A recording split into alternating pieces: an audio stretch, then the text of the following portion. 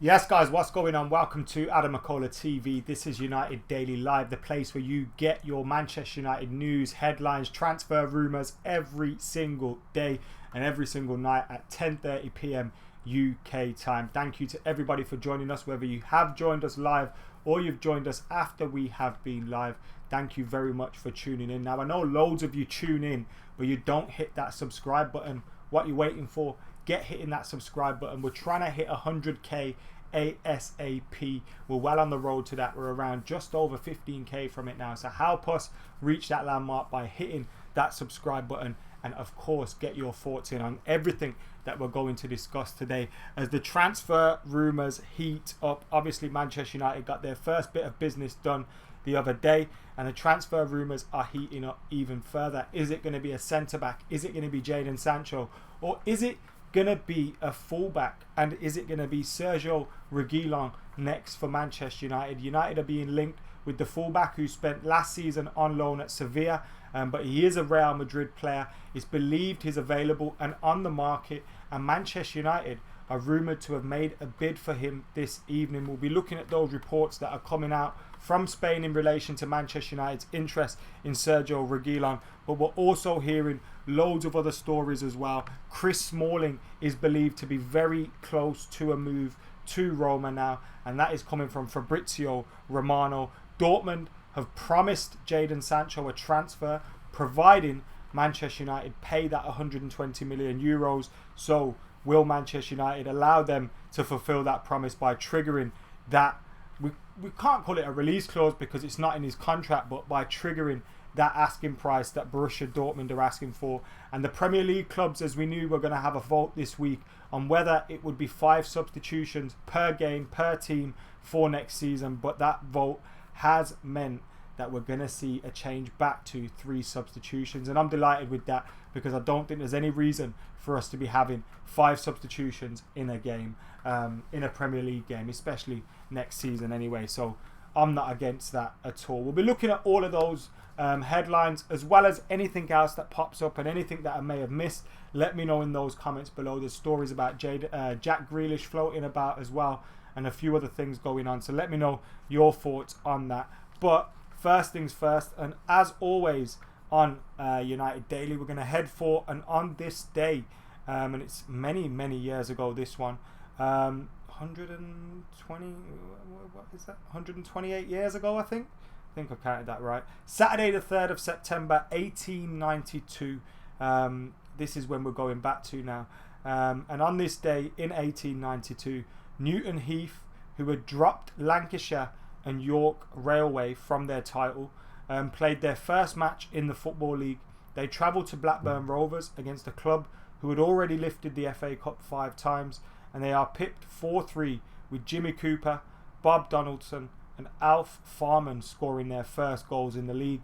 Cooper and Donaldson are the first Heathens to score on their debuts, and thus the first new boys to score for the club in the First Division.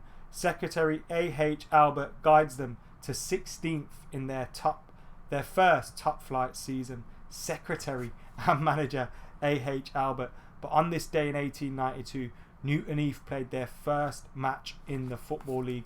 A big day in Manchester United's history, and one that none of us would have, well, I definitely didn't know until I read about it there. So there you go. Obviously knew we were Newton Heath and knew we started off as a railway, but I didn't know that guy's name. A.H. what is it? A.H. Albert. I never knew about him. But there you go. So that's today's On This Day, a big long look back at Manchester United's history, and we're going to get more of that as we go out throughout the year and this United Daily rolls on. So make sure you're keeping it locked. But let's get stuck into the latest transfer news that has been popping off today and in the last hour or so as well. We've been hearing this report from Spain, from Sport to be exact in Spain, and thank you to the lads at Stretford Paddock for sorting a graphic out ASAP so I can just read the news from there. And they say Manchester United have tabled a bid in the region of 30 million euros, which is around £26.5 million for Sergio Reguilon, but Madrid must decide whether they want to cash in now or just loan him out for another season. A decision is to be expected to be made on his future early next week. Now, we heard Real Madrid were looking for 20 to 25 million euros for Sergio Reguilon. But in that price tag, they wanted a buyback clause. Now, a lot of you are probably thinking, why would United bid 30 million euros for a player if his asking price is 20 to 25 million euros? That doesn't make sense. But it may be the case that if this is true, of course, that if United have bid 30 million euros and a little bit over their asking price, then that is because they don't want to have that buyback clause involved. We did the Weekly United earlier, and you can go and check that out after we're finished here. But in the Weekly United, I said I didn't think United would fancy having a buyback clause in there. We're not a little club. We're not, this team that's going to let someone just send a player there, let him develop, and then buy him back. I know that kind of happened with Gerard Piqué and all that, but Fergie had to make a decision in terms of Johnny Evans and Gerard Piqué, and Gerard Piqué wants to go back to Barcelona, so that's the decision that was made. United want to be in a position where we're developing these players. We've got the strength to keep them. We're not agreeing to a fee now, and we're not agreeing to any buyback clauses. So I totally get it if that is true. And the reason why United would offer more than their asking price is to try and get a deal without that buyback clause. And then now it comes down to whether Real Madrid want to keep the player. Do they see a future for him at the club? Do they see him coming back in at the end of next season and being their main man at fullback? Or are they going to look to, or could they even go out on loan, do better than he did this season? And he did fairly well this season. And, the asking price next year is even bigger. Real Madrid kind of have a decision to make in that regard. But it's interesting to see and hear United being linked with these players, Sergio Reguilon. But we have to be careful. One, it might not be true. Although we did get a close-up look of him when Sevilla played against Manchester United, and I thought he played all right in the game. But two, it might be similar to the Dale Upamecano deal. We kind of heard things were moving quickly last week, and then all of a sudden it goes quiet, and it's a move that isn't happening. Manchester United will be putting feelers out there to try and see what deals they can make happen. And it looks like United may be thinking, well, actually, we could use this coronavirus pandemic window to try and get a few deals that maybe wouldn't have been there without this. Do Real Madrid accept such a low fee for such a talented player if we're not in this coronavirus window? Donny van der Beek, we managed to get him a lot cheaper. And United can now kind of shop around a little bit and try and pick off some bargains. And I imagine that's what they're trying to do here. Sergio Reguilon, if he's actually serious interest from Manchester United in him, I believe it would be one of those bonus signings. Now, I do think we can strengthen at left back. I think Luke Shaw had a decent season. But, I mean, you look at, I think Reguilon got 4 goals, 4 assists this season. Luke Shaw got 1 assist. Like, if you just look at that, the bare stats itself, it shows you. Reguilon would be an improvement on our left backs, in my opinion, and he'd clearly improve our team. But at the same time, left back isn't a position that we need to strengthen in straight away. Right wing's more a pressing situation in terms of United getting that sorted out. And I believe even you could argue centre halves are more pressing place because we've got Luke Shaw, Brandon Williams. At the moment, we've got Diogo Dalot, unless he leaves, and unless United are thinking, let's sell Diogo Dalot, replace him with Sergio Reguilon. Similar kind of fees are being discussed with Diogo Dalot and with Sergio Reguilon, so that even could be the option. But I imagine, Brandon Williams can provide cover for Aaron Wan-Bissaka. We've also got Timothy Fosu-Mensah, who can play left and right back. We've got a few players, Ethan Laird's coming through. Is he going to go out on loan? Is he going to stay at the club? No one knows yet. But we've got quite a few options at fullback, so it's interesting. Is this going to be Diogo Dalot out, Sergio Reguilon in? Or are United just not even interested? Like, it could be that we're hearing these reports from Spain because Real Madrid are looking for someone to come in and make a bid for him. But he's a very, very talented player, and that's why you kind of sit up and think, if that is a target, it kind of makes sense because you're getting a player in on a cheap deal that strengthens a position in your team. So, be interesting to see what happens, but I'm not too sure on this one. I'd say, 4 or 5 out of 10 if we were doing a rumour rater on Sergio Reguilon coming to Manchester United. I think we'll focus on other areas first.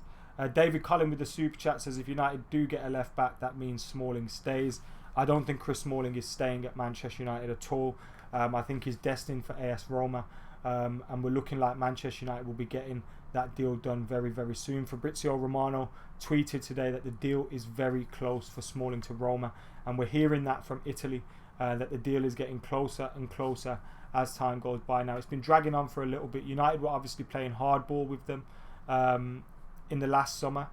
We were playing hardball, not last summer, this summer, sorry, just before the Europa League restarted, and we said to them, look, if you're not going to give us the price that we want, you're not going to be able to register him for the Europa League. He's going to come back to Manchester United, and that's what we did. Now, AS Roma have sold shit, so they've got a little bit of money in the bank, and Manchester United can go in and say, wow, we want this fee for him. It's reported we want 18 to 25 million euros for him with add-ons, and it'd be interesting if United could get that price. I think we could if we sold him to a Premier League team, but I think Chris Smalling wanting to go to Roma, deciding that's the place where he wants to continue his career, is probably the thing that's meaning United are trying to do this deal with Roma, because he's been a decent servant for Manchester United. He's done well for the club, but this deal is edging much closer now as time goes by, and Chris Smalling is so close, to quote Fabrizio Romano, to joining AS Roma, and United will be getting around £18 million for him, which is half of the Donny van der Beek fee, if you want to look at it that way. So Chris Smalling close to a move out from Manchester United. We also heard Sergio Romero has been linked with a move to Aston Villa for around £8 to £10 million, which I think is a bargain for Aston Villa, especially when you consider they were battling relegation this season. They had Tom Heaton and Pepe Reina last season. Pepe Reina's left. Tom Heaton, I'm not sure what's going on with his injury, how close to full fitness he is, or whether he's back already, but I think Sergio Romero is an improvement on them, and they give him a good Premier League proven goalkeeper, you could say. He's done well for Manchester United when never called upon, although you could say maybe some of the opposition we come up against in the Europa League and in the Cups isn't quite top Premier League level, but I think he'd be a great goalkeeper for Villa, and at £8 to £10 million, an absolute bargain. So, Sergio Romero close to a move, Chris Smalling close to a move. It looks like United will be bringing in between 25 to 30 million, depending where you believe on the reports, and that's most of the Donny van der Beek fee.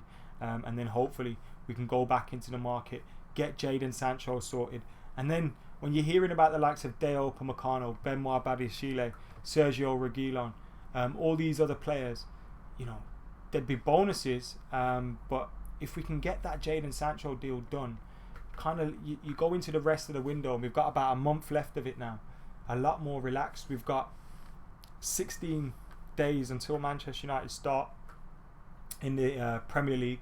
I imagine we're going to try and get, I'd hope we're going to try and get this Jadon Sancho deal done before the international breaks up, so he can come in and get involved with the United team.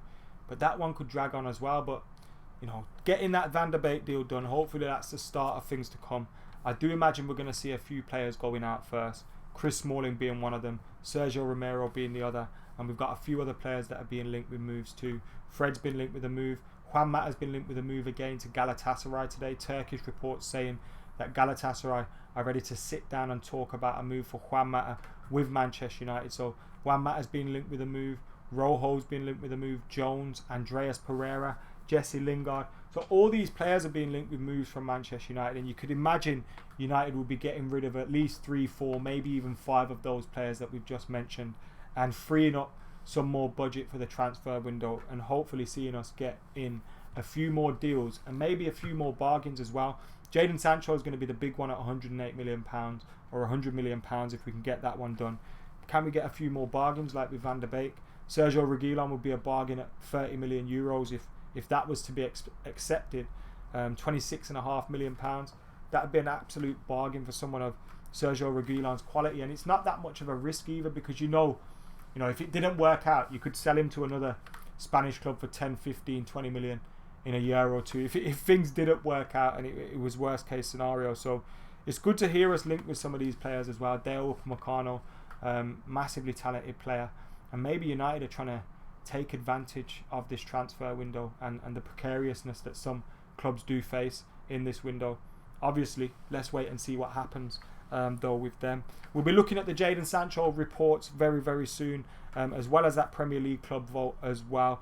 But the latest news, according to Sport in Spain, Manchester United have bid £26.7 million for Real Madrid Sergio Reguilon, and a decision on his future is expected to be made next week. Sevilla want another loan of the player. Real Madrid would believe to want a deal worth 20 to 25 million euros for him, with an option for them to buy back the player, a buyback clause in the contract. Now it looks like, if this is true, United have bid 30 million euros without that buyback clause, but let's wait and see how this one develops and whether anything does happen. We've got close to 2,000 people watching at the minute. Get hitting that like button, get commenting, get sharing, get joining AdamMcKola TV too if you can, by clicking that join button. And as we hear from Sport, United have bid in the region of 30 million euros for Sergio Reguilon.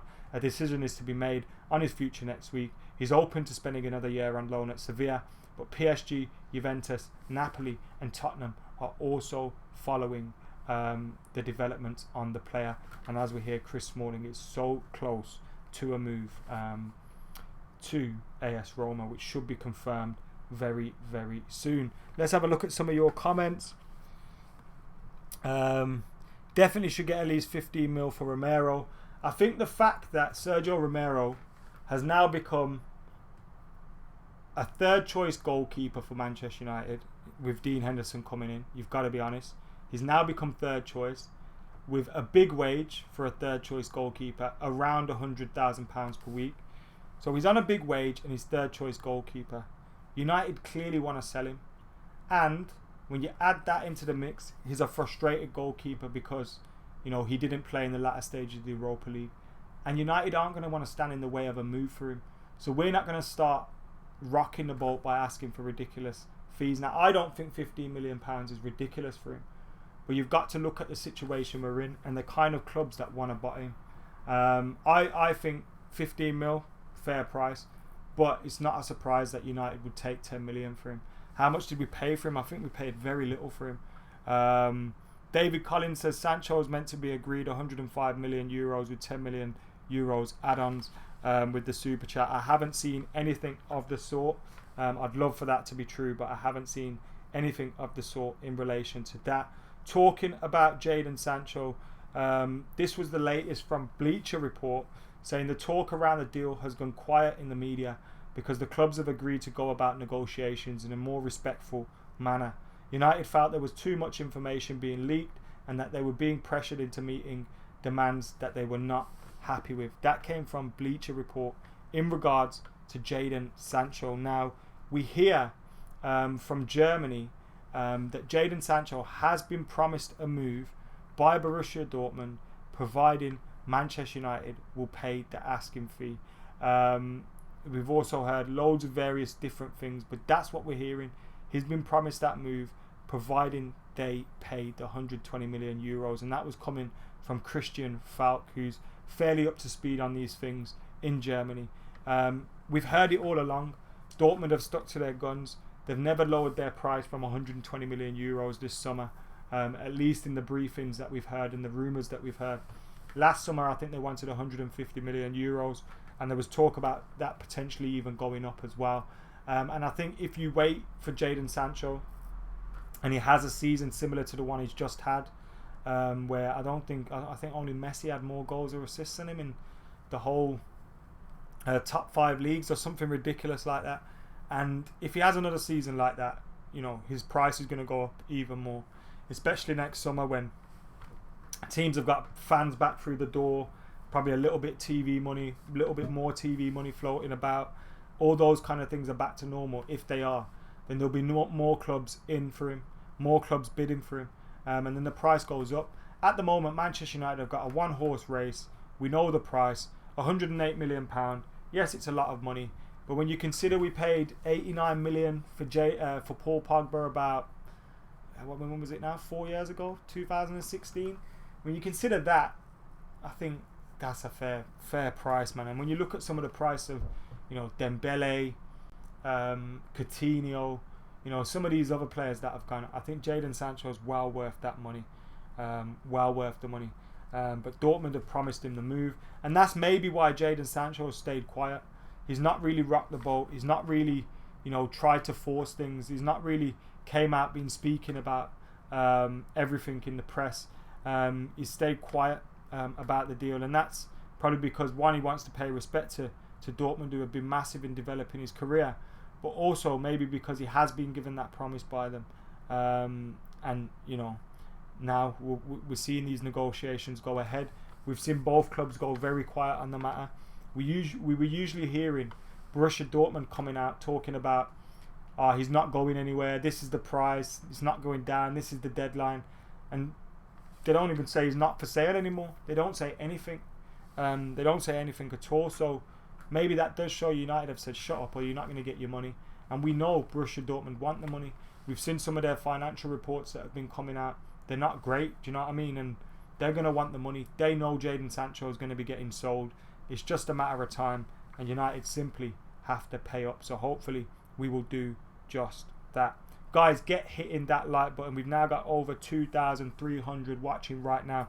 Absolute legends. Get hitting that like button. If you're not subscribed, please do me a favor and click that subscribe button while you're at it as well.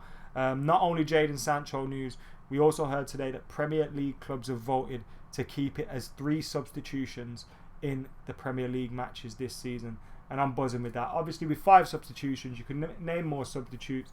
It meant more young players could possibly get on your bench, possibly more debuts, and it's good in that sense. But I just think, one, it's a little bit unfair on the lesser sides that probably don't have as much squad depth as the bigger teams, but also there was nothing wrong with 3 substitutions. I get it if you go to extra time. Obviously you can't go to extra time in Premier League games, and you get that extra 4th substitute. I think that's a great rule to bring in, but there's no need bringing in 5 subs. I think it just makes it feel like pre-season friendlies when you got 10 substitutes going on. I just don't want to see that at all. So yeah, I'm glad to see that vote has gone that way. For any of you guys that have joined us late, that Reguilon news for you guys is, according to Sport, Manchester United have bid 26.7 million for Real Madrid's Sergio Reguilon, with a decision on his future expected to be made next week. Sevilla want him on loan again. There's another few clubs interested in, the likes of Spurs, PSG and so on. It was believed Real Madrid wanted 25 million euros, or a deal worth up to 25 million euros for him with a buyback clause in it. Now it's believed United have offered 30 million euros. Whether it's true or not, who knows, because we know United's name gets linked with a lot of players just to bring in other bids for them. And that could be the case here again. So let's wait and see what happens. Obviously, if there are any developments on the news, we will have them here on AdamMcKola TV. So make sure you subscribe, you like, and you comment, and you're sharing. And we've seen a lot of international games today, and a few more coming up as well. And some good news for the United boys. Who scored gave the man of the match in the Spain-Germany 1-1 draw to David De Gea, who made 7 saves in the game. And Who Scored also gave Daniel James the man of the match in their Wales win against Finland. He got an assist for the winning goal, and Daniel James getting the man of the match there. So David De Gea and Daniel James, 2 under pressure Manchester United players, you could say, getting good performances in their teams games today. I can't remember if they were friendlies or competitive or what they were. They were Nations League games. So yeah, Wales with the win, big win for them. It's the first game of the tournament, of the group stages. So Wales go top of their group after Ireland and Bulgaria drew 1-1, and Spain, where was their game? Spain was in Group A. Ukraine beat Switzerland in their group, so Ukraine go top. Spain are second, obviously joint second with Germany. So there's some of the results that were going on today in those international games in the UEFA Nations League. And there was a debut as well for Dylan Levitt, and what a massive moment for him, his family, and everyone obviously associated with him. Huge moment for him, his international debut for Wales, playing in the same team as Gareth Bale, Daniel James, and obviously managed by Ryan Giggs as well. It's a massive moment for Dylan Levitt. Obviously still got time to come and get some proper minutes for Manchester United's first team, but that'll be a great experience for him, getting international football, and that'll help him as well when it comes to making his debut for Manchester United. Obviously it's not going to be the same level. Obviously United don't play against the likes of Finland in the Premier League, all due respect. But nevertheless, it's an interesting experience for him, and it's great stuff. Not many players make their international debuts at that kind of age. So well done to Dylan Levitt. And if he doesn't go out on loan this year, hopefully we get to see a few minutes of him in the first team as well, because he's a talented player. Him and Jimmy Garner, want to see them involved with the Manchester United first team. Fabrizio Romano's just tweeted, it's not about Manchester United, it's about Manchester City. And he's saying, Man City board has been told by the agent of Kalidou Koulibaly they need to submit a new bid to reach an agreement with Napoli. Talks still on, and Napoli are already planning new signings if they sell Koulibaly. But Man City need to increase the bid to sign him. I imagine that one went all quiet because City were probably thinking about chucking all of their money at Lionel Messi. But it looks like Lionel Messi could be staying at Barcelona for another season before leaving next summer. Obviously, he's been rumoured and reported, and he's threatened to leave this summer, and it looked like he'd really meant it this time. We'd heard him threaten to leave Barcelona before, but never quite gone through with it, and it looked like he meant it this time. There was rumours linking with a whole host of clubs, but Manchester City were obviously the front runners for him, and maybe that's why they've stalled in their negotiations for Kalidou Koulibaly, because they're thinking about paying all this money for Lionel Messi, but they now might not have to do it. So I suppose that's lucky for the rest of the Premier League. I didn't want to see him tearing it up for City at all, so I'm happy with that.